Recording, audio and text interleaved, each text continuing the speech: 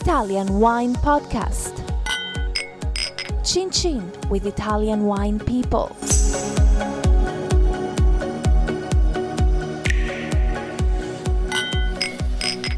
This podcast is brought to you by Native Grape Odyssey. Native Grape Odyssey is an educational project financed by the European Union to promote European wine in Canada, Japan, and Russia. Enjoy. It's from Europe.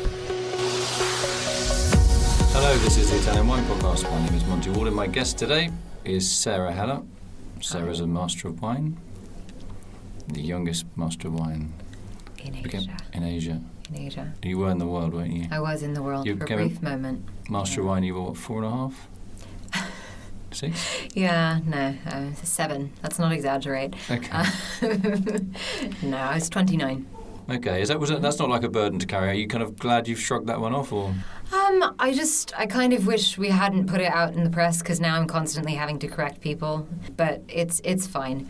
Hello, this is the Italian Wine Podcast. My guest today is Sarah Heller, who was once the world's youngest Master of Wine and now is a nobody. And now it's just completely irrelevant. Speaking work has dried up. Yeah. You're no basically interest. Reduced to come on this podcast. Yeah, I mean, it's the only thing that would take me. Could relaunch your career or just sink it for good. Yeah, perhaps. Turning point. Yeah, well, it depends how long we talk about this. Yeah, well, if we carry on talking about this, we'll both get fired. Okay, so just give me a little about where are you from and your family background. Yeah, a little bit complicated for me, but I was born in Hong Kong, but my mother is Korean by birth, but naturalized as a U.S. citizen when she moved there when she was 10. And my dad is ethnically half German and half Chinese, but he was born and grew up in the U.S., moved to Hong Kong in 1984, thinking they would be there for 2 years, and they're still there. So how do they meet? At law school. They're lawyers. Nothing really exotic or strange there.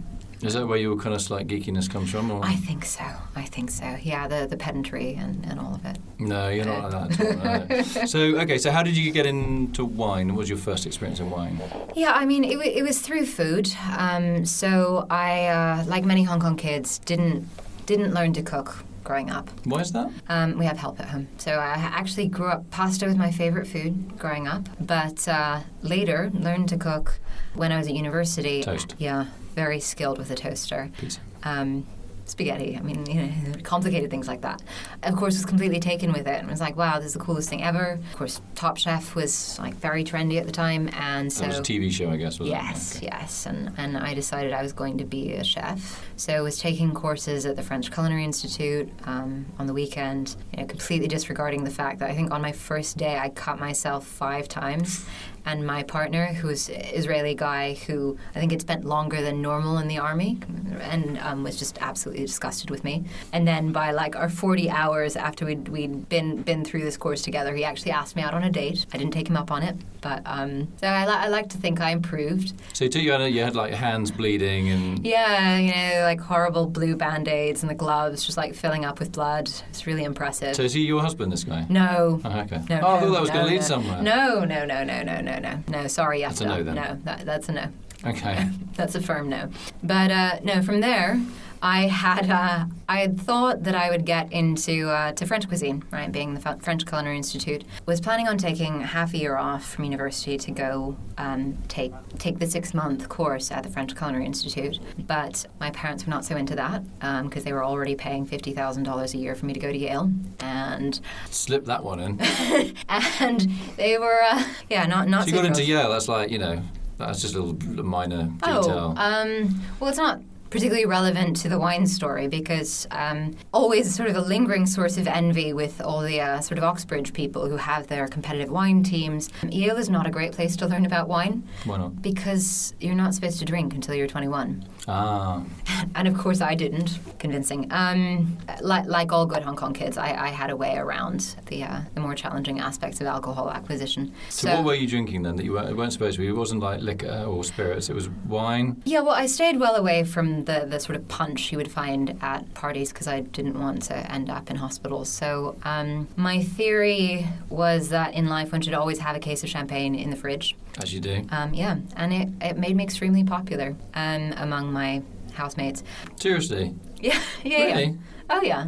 Yeah, bad day, open a bottle of champagne. Good day, open a bottle of champagne. Great. Yeah, no, I was I was sort of starting to dabble in wine, but I wasn't taking it that seriously.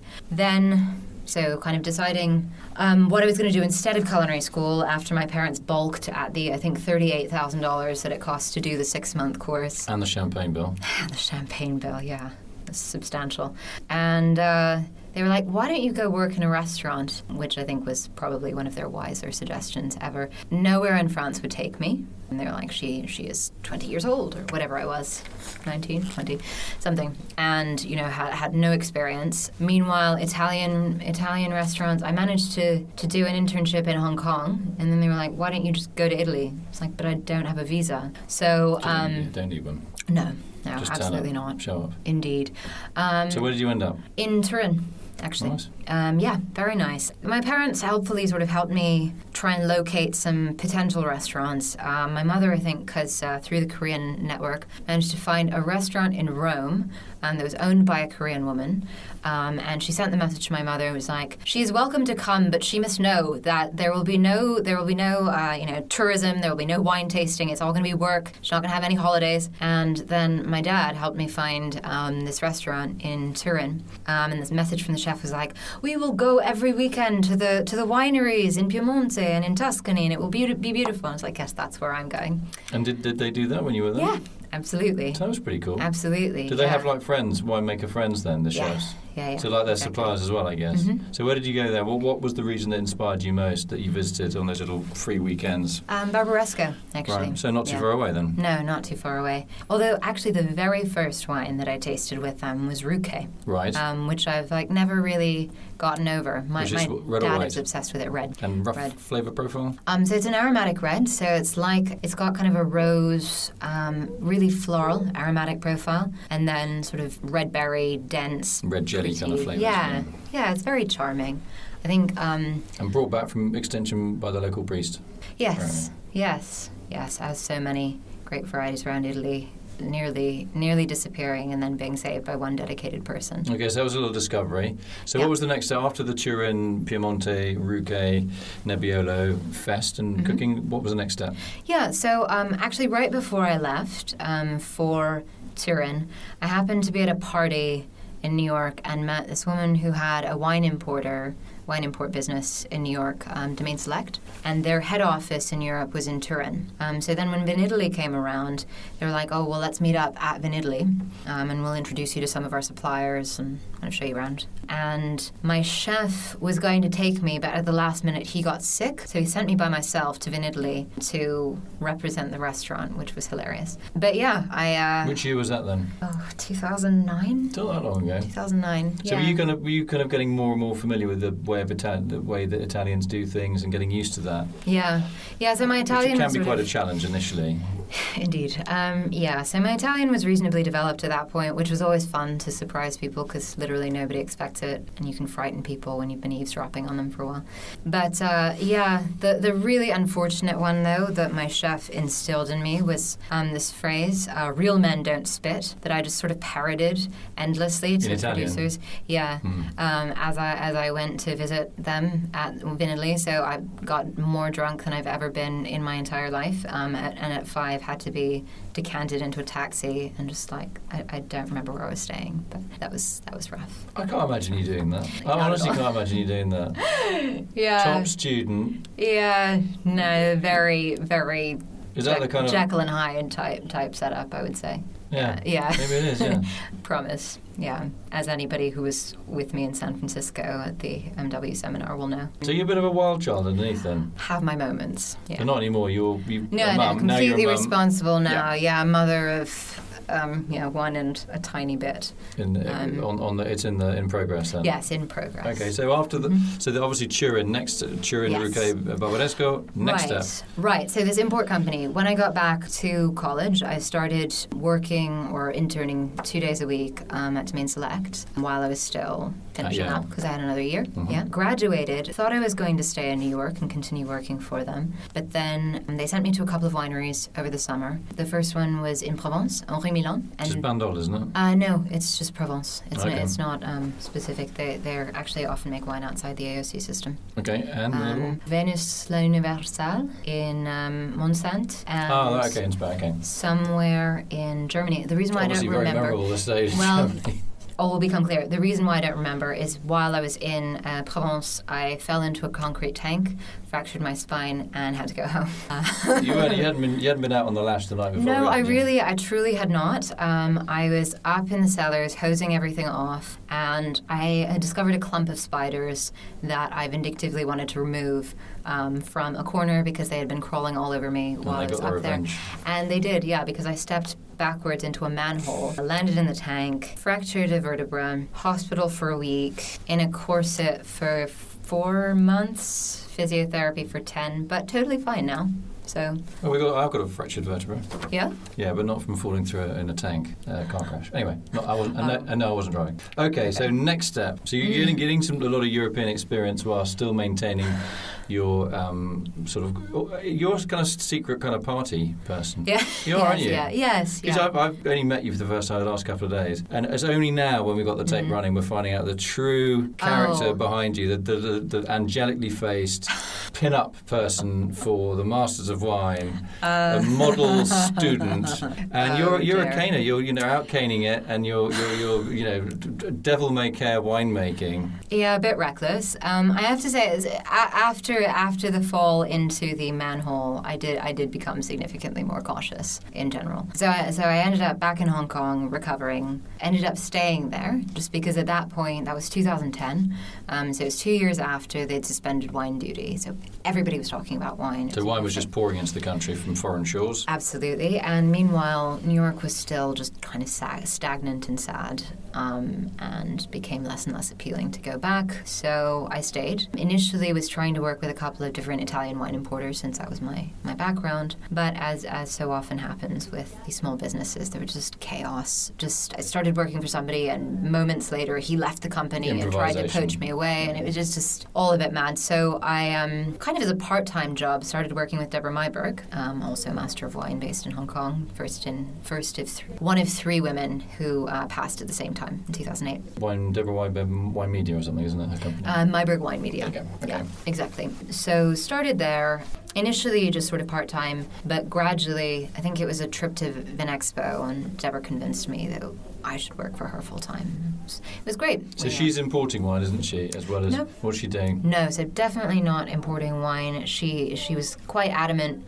about a couple of things. She would not sell wine, was not planning on working with individual brands, although now she is, just because her organization is much larger. Now it's really much more of an events company, what they do, as well as education. They have a school. But at the time we were doing all kinds of different things. So you got good experience? Yeah, no, fantastic experience. Two things that sort of stick out. One was writing research about different Chinese wine markets, mainly. So we started with Hong Kong, but then we did each of the cities, Shanghai, Beijing. Later we did Singapore, which obviously not part of China, and Taiwan. So this information is useful for exporters, is that right? Yeah, useful for wineries trying to get into the markets. Yeah, so like Italian wineries, French wineries, whatever wineries. Precisely, okay. Yeah. So that was really interesting. And then the other piece that was quite cool was we developed an education program for a big duty-free retailer. I think I can say who it is, DFS, and it was supposed to be implemented for their sort of 8,000 staff, including the people who work the cash register, so everybody. I don't really know. I didn't follow up to see to what extent it ended up being used. They've had a lot of changes since then. Was that where you got the wine education bug, though? The idea of right, okay. Course development. I really liked the idea of we had a couple of different tiers that we developed. We had the basic, which was for people who don't even have the remotest concept of what wine is. Red or white wine. Is it red or is it white? Okay. Precisely. That's sort of the first step. So you catch them at the base of the kind of bottom feeders, if you like, and give them. I'm not doing that, but give them the confidence, because it is very complicated wine. And then you've got a sort of higher tier where you're dealing with people that already have a really good knowledge about wine, but you're just refining that to make their businesses more effective and Absolutely. And the thing that we were trying to bring to it that I think makes it unique from WSET was that it was really sales focused. So it was about how do do you convince people that they want to buy this wine, not that wine? How do you get people to trade up? These kinds of things. Talking to them, getting their own experience of what their customer interactions were like presently was just really, really great insight. So I enjoyed that a lot. Okay, next. So I left Debra basically because I was partway through the Master of Wine program, and at that point Did you find it tough, or was it just a breeze for you? No, so I think most people find it tough. I mean, I think there are a couple of people for whom it's just... No, it was definitely something I wanted to and had to work at. But I also knew that I wanted to pass it quickly. I didn't want to spend 10 years taking breaks. You can really get your head down and just beaver away and just assimilate the information. And churn it out and then forget it.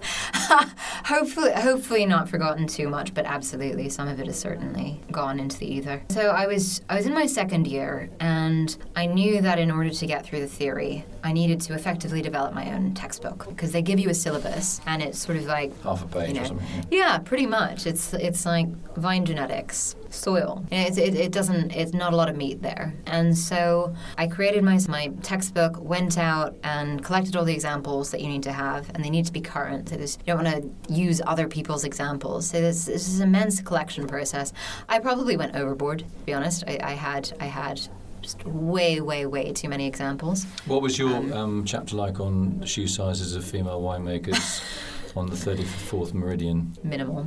Yeah. Minimal. Yeah. I had trouble finding data on that as well, actually. Yeah. So, I thought I was the only one. No great current examples. Yeah. Okay. We can work on it. Yeah. So you got through that. You did your own. So basically, you wrote your own kind of course, basically. So wine education for you is also a big thing, isn't it? Both receiving it and giving it. Yeah, completely. And I think it is some of that rigor and structure from creating my own textbook, as it were, that has... When you get on a plane, do you like write your own book on if I need to fly this thing? You joke. I did learn to fly. I didn't know that. I promise you I didn't. I have a team of researchers here at the Italian Wine Broadcast, 8 people full-time. I did, and there was an unfortunate incident where I realized partway through my first flight that I had a drink fairly recently. On your own? No, fortunately, my teaching pilot, my instructor. He was passing you the whiskey, right? Yeah, no, we didn't do it while we were actually in the air, but that sounds worse than I meant it to. No, I know. We'll edit that out. We'll edit that one out. I guess space would have been a slight issue as well as navigation. But it led to this discovery that there actually are very, very large loopholes in terms of, I was not asked for any ID. I could have been a terrorist. What, as flying a plane? Yeah. Yeah, but you weren't. Yeah. No, incidentally. Yeah. But so I kind of wrote this expose because the whole thing was for a class, and he knew that. Okay. I didn't name him or shame him or anything, so he was fine with it. Okay. Anyway, total aside. That's all right. That's all good stuff. So obviously multi-talented. So I mean, education. So what is your day-to-day job now? How would you describe it? I know you'd have several strings to your bow, but what would we call it? It's not very consistent. The one thing that is kind of keeping me busy day to day, other than being a parent, is this new thing with the visual tasting notes that I'm doing. Right. Just give us a bit of feedback on that, or a bit of the skinny on that one. Background on what that is. So it's not a totally novel idea by any stretch of the imagination. There have been illustrated tasting notes by various people for a while. But the thing that was always sort of dissatisfying to me about wine tasting notes, written ones and otherwise, is that they're just very literal. Especially I'd seen a lot of images of bottles surrounded by plums and flowers and things like this, and it sort of gave the impression that if you took all of those things and put them in a blender, you would get the wine, and that's just very much not the case. So what I was trying to do was create something that's more evocative, sort of impressionistic, that talks about wine as an experience over time. So they are static at the moment, but I'm probably going to animate them. They're these digital images, collages of mainly photographs now, but it used to be more things that I'd painted by hand and then photographed. And it's sort of, they're meant to be read from top to bottom. So there's a shape and a sort of outline that gives an impression of the general body and structure of the wine, right? Does it start out kind of meek and then become really robust in your mouth, or what kind of of path does it follow. And then if a wine is giving me really specific aroma references, so like raspberries, if that's immediately what comes to mind, I will have literal images of raspberries. But if it's more just a sort of general sense of bright red fruit, I'll have bread bowls or something that kind of evokes that sense without being quite so literal. So that's what Red Bulls or Red Bulls? Red Bulls. So Red Bulls or Yeah, Red Bulls? Definitely not the caffeinated beverage. Okay. I have So not red to Bulls? date. Yes. Okay. Bowls that Balls are that red. are red. Yes. Yeah. Yes. Round cylindrical things that are Yeah. coloured Yeah. red. Spherical. But yes. That's spherical. Yes. Oh, okay. What happens if you've got a wine that's, say, tannic? Do you do the oblongs? Well, so generally the texture of the wine, if it's heavily tannic, comes out in the thickness of the line. So if it's a wine where the tannin sort of builds over time, the line will be thin initially and grow thicker as you get to the bottom of the image. So when your second child is born, have you already written a little book about the kind of food he or she will eat? Obviously not just your milk, but I mean it's like, Right. okay, today is you're going to have some of mum's milk. It's going to be a little white dot and it's going to get a bit bigger because it's going to be creamy, and then it's going to get a bit narrow when it runs out. Is that what's going to happen? The poor kid will be looking like, oh, good God, who is this woman? Yeah. Can I go back inside? Yeah, no, I haven't yet applied this visual tasting note Could be money spent. concept to other products. Because you could get like from not just the youngest master of wine, like the kind of embryo real kind of wine, and so trained from birth to be able to shape, describe the shapes and the textures and the flavors of whatever it is they are smelling and consuming. Yeah, I think there's a big market for that. you know. Yeah, clearly an idea in there somewhere. Yeah, no, my first son is very interested in wine, I have to say. I kind of get the feeling he doesn't have a lot of choice. No, I mean, I'm definitely not trying to push it on him. In fact, if anything, the opposite. But the guy will just, like, scurry up to me, grab my wine glass, and kind of try to bury his face in it. I mean, He's a man. He's a man. Kind of figures. Yeah. No, it's special stuff wine. What can you do? So you're quite an entertaining lady because you're always smiling, even though you're a bit of a nerd and a sort of a geek. Right. But you have got that devil-may-care care, just throwing yourself off a tank and just deciding to break various important bones in your body. Yeah. No, I mean it was absolutely a decision that I made to step back. You managed to pass off as some kind of horrible accident. Yeah. So you got the sympathy vote as well as the curiosity vote. Yeah. Well, it was actually all just an effort to get the corset that I ended up having to wear. Right. Which, to be fair, was spectacular. Right, now we're going to talk about lingerie. So it was a really segueing from baby grows to... Well, no, I mean this thing. I do think every once in a while about digging it out. In France they make very cool like plastic corsets if you break your back, because you've broken your back. I have, yeah. So you didn't have to wear one of these things. I did. I had one made of material, yeah. Oh. Not actually. Not a plastic one. No. You missed out. Well, I'll go and break my back again. Yeah, I mean. and see what happens. Yeah. No, this thing was very cool. It was plastic, and then it had black and white photographs of the skyline of New York on it. And women in Hong Kong would approach me all the time, like, where did you get it? Is that McQueen? Is that...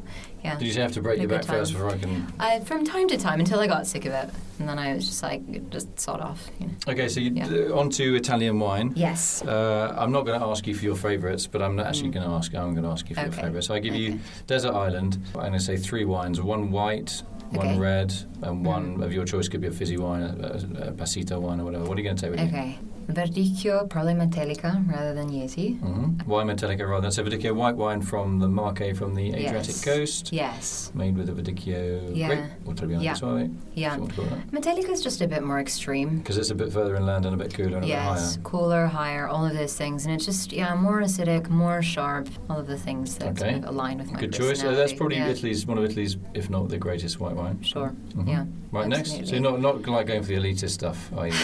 Oh, God, yeah, it is. No, I think it's a great... Listen, you know what? If you asked me, that would be my choice as a white wine. Yeah. Honestly. Yeah. This was not scripted, by the way. Okay. So you're red? Red, okay. If I had to drink it every day, I'm on this desert island. Yeah, you're going to have to, I'm afraid, yeah. Okay, so then it would normally be Barolo, but I just have to sit around waiting for ages. So I think, maybe in that case, maybe Gimme? I don't know, something. Gimme? Yeah. That's quite left field. Sort of. Yeah? Yeah, still Nebbiolo. Yeah, but I mean, okay. Yeah. I mean, not a bit kind of tough? No, I don't think think so. Fit me? I enjoy it. I enjoy it young and old. It's the kind of thing that, Okay, it works both. and your fun wine, fizz or sweet wine? Franciacorta. Traditional methods. Yeah, I know. Kind of. What about like a Lambrusco? A little bit of. So, I mean, there are definitely Lambruscas that I like. I just don't know about every day on this desert island. I just want something a little bit more refreshing. You need a refrigerator as well, really. Yeah.